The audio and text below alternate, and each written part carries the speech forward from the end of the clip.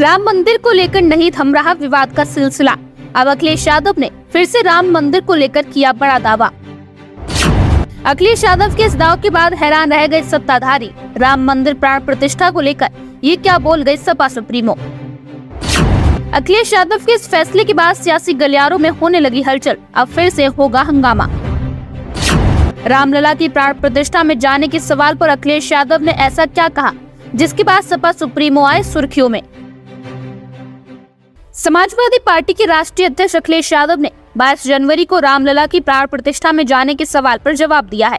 उन्होंने कहा, किसी का जाना या ना जाना निजी मामला है। कांग्रेस से गठबंधन के सवाल पर सपा नेता ने कहा कि अलायंस की बात अच्छे माहौल में हो रही है, बहुत जल्द भी नतीजा सामने आ जाएगा।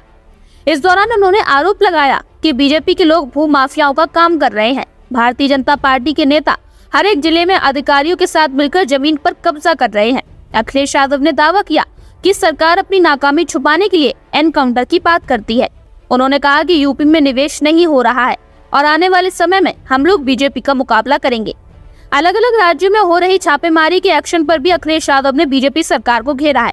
अखिलेश यादव ने कहा कि चुनाव है तो छापेमारी होती रहेगी। सपा नेता ने कहा कि वोटर लिस्ट जो 22 जनवरी को प्रकाशित होने जा रही है, उसमें जो हमारा वोट कट गया है या जो बढ़ने से छूट गया है, उसकी तैयारी हम लोग अभी से विधानसभा स्तर पर करेंगे।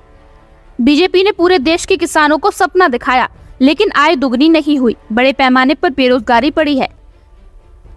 वहीं इस दौरान आलोक कुमार के उस बयान पर जिसमें उन्होंने कहा था कि अखिलेश यादव को रामलला की प्राण प्रतिष्ठा का निमंत्रण डाक से भेजा जाएगा, तो इस पर भी सपा नेता ने कहा कि हम भी डाक से जवाब भेज देंगे। अखिलेश यादव ने कहा कि निवेश के जो सपने दिखाए हैं कि उत्तर प्रदेश में 40 लाख करोड़ का निवेश आएगा, जितना निवेश पहुंचा है और उसमें कितनी नौकरियां, कितने लोगों को रोजगार मिला है, ये सरकार के पास कोई डेटा नहीं है।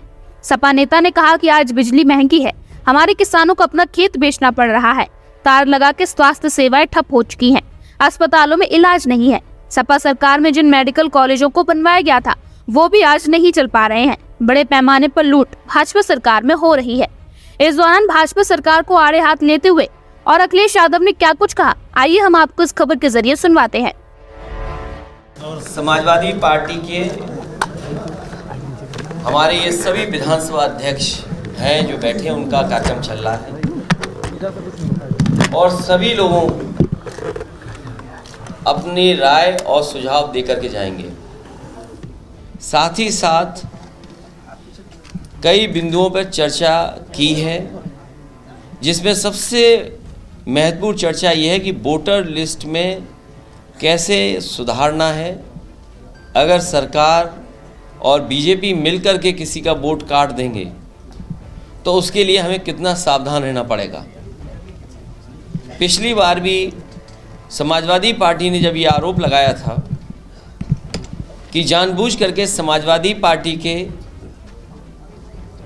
जो वोटर हैं उनका वोट डिलीट कर दिया गया, कई जगह डिलीट कर दिया गया, कई जगह दूसरे बूथ पे लगा दिया गया, जिसकी वजह से बहुत सारे वोट समाजवादी पार्टी के समर्थक लोग नहीं डाल पाए और पुलिस प्रशासन अपने तरीके से काम करता रहा और दबाव बनाता रहा।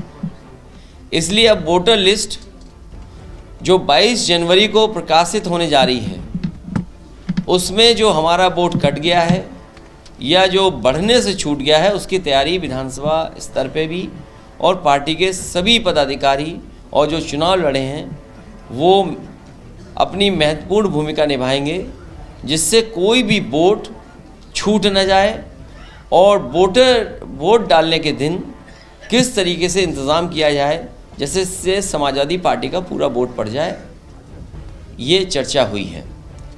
साथ ही में किसान की आय दोगुनी कब होगी, बीजेपी ने पूरे देश के किसानों को सपना दिखाया, किसानों की आय दोगुनी हो जाएगी, लेकिन किसान की आय दोगुनी नहीं हुई है।